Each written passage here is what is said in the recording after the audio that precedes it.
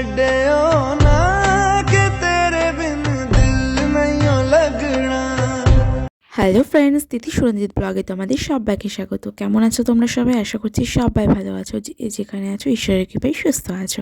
তো দেখতেই পাচ্ছ আমি এখন রেডি হয়ে গেছি। তো মা হঠাৎ করে বললো চ সরস্বতী ঠাকুর হয়েছে, চ কেদারনাথ হয়েছে দেখে আসি। তাই রেডি হয়ে গেলাম। আজকে জানো তো আমি না এখানে ড্রেস ছিল, মা রেডি করে দিল আমাকে। তো আজকে মা আমি আর আমার বড়মশাই মিলে এখন বেরোচ্ছি ঠাকুর দেখার জন্য। তো চলো ব্লগটা দেখতে থাকো। চলো আজকে আমরা প্রথমেই আমাদের পাড়ার ঠাকুরটাকে দেখব।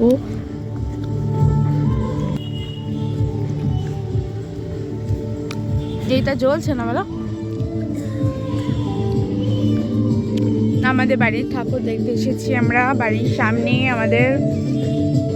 চলো, এই যে কি সুন্দর আমাদের মা সরস্বতী।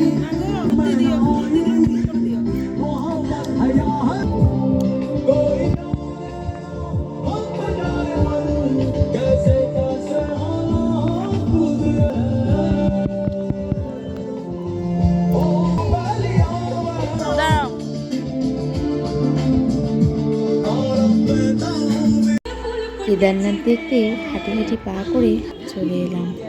মা আমি আর আমার বড়মশাই মিলে কেদারনাথের মেন গেটে যাচ্ছি। আর এখানে যে এত সুন্দর প্যান্ডেল হয়েছে আর এত সুন্দর কেদারনাথ হয়েছে, আর এই জায়গাটাকে চেনাই যাচ্ছে না। কারণ আজ মানে সাধারণের দিন আর আজকে মেলার দিনে একদম অন্যরকম লাগছে। বিশ্বাস করো, সত্যি ভীষণ ভালো লাগছে। আর এত সুন্দর কেদারনাথটা হয়েছে, সত্যি কোনটা মিথ্যে আর মানে বোঝাই যাচ্ছে না। সত্যি কেদারনাথ কবে যেতে পারবো তা তো জানি না, কিন্তু এই কেদারনাথটা দেখে আজ মনটা না ভীষণ ভালো লাগছে। আর আমাকে লেহেঙ্গা পরে কেমন লাগছে অবশ্যই কিন্তু তোমরা কমেন্ট করে জানিও। মেলায় এসে প্রথমেই দর্শন পেয়ে গেলাম পাঁপড় ভাজা। আর দেখো এদিকে জিলিপি লাইনে কত ভিড়, আর ওদিকে টয়ট্রেনও আছে, আবার ড্রাগনও আছে। আর সামনে আমরা একটুখানি এগিয়ে যাচ্ছি কেদারনাথ দেখার উদ্দেশ্যে। আর এদিকে স্টেজ হয়েছে, নাচের প্রোগ্রাম হচ্ছে, আর কত রকমের খাবার দাবার, ফুচকা থেকে শুরু করে বিভিন্ন রকমের চাইনিজ খাবার তার পাওয়া যাচ্ছে এই মেলায়, বুঝলে। আর তারপরে দাদা বৌদির সাথে দেখা হয়ে গেল অনেকদিন পর। বলছে দেখতেই পাই না তোকে। এখন জানো তো সবাই সবার মতো ব্যস্ত, কে রাখে কার খোঁজ বলো। ওই রাস্তাঘাটে দেখা হলে কি রে কেমন আছিস এইটুকুতে এখন সীমাবদ্ধ থাকে, তাই না? ওয়াও, কেদারনাথটা কি ভীষণ ভালো লাগছে, মনে হচ্ছে সত্যি কেদারনাথের সামনে চলে এসেছি।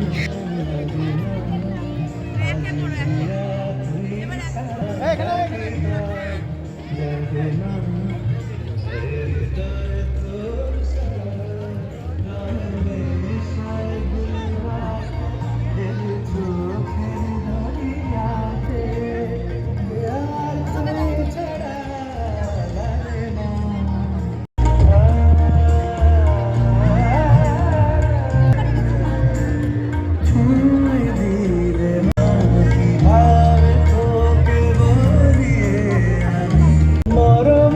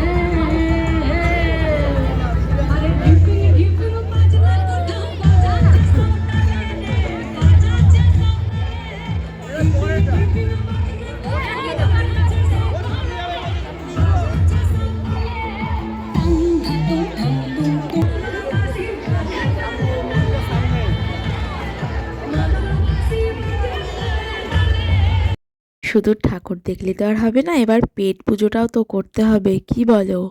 তাই মোমোর দোকানে চলে এলাম। চিকেন মোমো বলছে 50 টাকা। চলো চিকেন মোমোটাই ট্রাই করে দেখা যাক।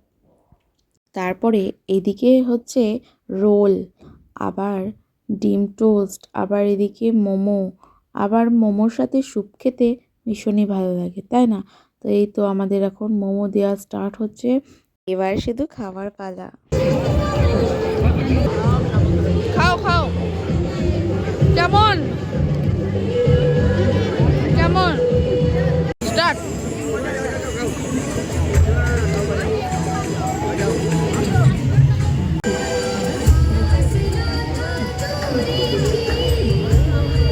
ঝাল কেমন খেতে?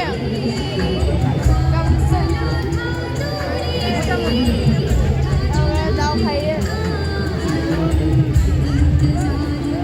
আর মেলায় এসে এত জিনিসপত্রের দাম হবে ভাবতেই পারা যায় না। তারপরে পপকর্ন কিনে এদিকে জিলেপির দোকানে চলে এলাম জিলেপি কেনার জন্য। চলো এবার জিলেপিগুলো নেওয়া যাক। আর আর জিলেপিগুলো দেখো কি সুন্দর একটার পর একটা হচ্ছে। তারপরে এই যে দেখো এদিকে বাদাম ভাজা হচ্ছে, আর বাদাম ভাজা খেতে আমাদের তো ভীষণই ভালো লাগে। তোমাদের আর কার কার বাদাম ভাজা খেতে ভালো লাগে অবশ্যই কিন্তু কমেন্ট করে জানিও। বাদাম ভাজা কিনে নিলাম কারণ আমার বাবা ভীষণ খেতে ভালোবাসে, তার জন্যই নিয়ে নিলাম। এরপরে আমরা এখন মটকা খেতে বসে পড়েছি সরস্বতী পুজোর উপলক্ষে। এই যে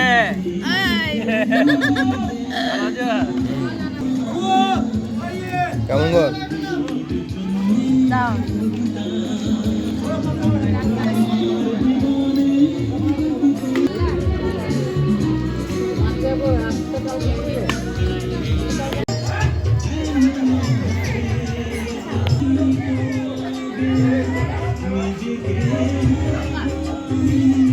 তারপরে খাওয়া দাওয়া কমপ্লিট করে বাড়ি ফেরার রাস্তায় পাশেই তো গঙ্গা নদী, তো গঙ্গা নদী দিয়ে যাচ্ছিল বিরাট বড় একটা লঞ্চ। আর রাতের বেলায় লঞ্চ দেখার কি অপূর্ব দৃশ্যটা তাই ক্যাপচার করে রাখতে ভুললাম না, বুঝলে? ভীষণ ভালো লাগছে, বলে বোঝানো যাবে না।